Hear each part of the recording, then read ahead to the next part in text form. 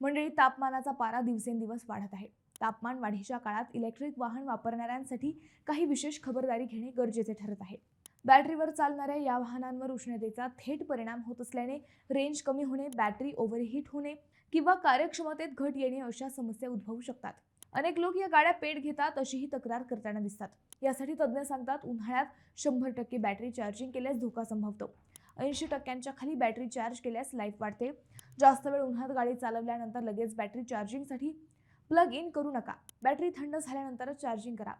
मंडळी, उन्हाळ्यात वाहन सावलीत पार्क करा. जेव्हा शक्य असेल तेव्हा वाहन आणि बॅटरी जास्त गरम होणार नाही याची काळजी घ्यावी. आधीच गरम असलेल्या बॅटरीमध्ये उष्णता वाढू नये म्हणून सकाळी लवकर किंवा सायंकाळी वातावरण थंड झाल्यावर चार्जिंग करावी. ईव्ही कारच्या ॲपवरूनच केबिन आणि बॅटरी चार्जरमध्ये प्लग केले असताना प्री कूल करा. यामुळे बॅटरी थंड होण्याऐवजी ड्रायव्हिंगसाठी वापरली जाणारी ऊर्जा वाचते. कारच्या आतील तापमान कमी करण्यासाठी एसी ऐवजी विंडशील्डवर सनशेड वापरा असा सल्ला तज्ज्ञांनी दिलाय.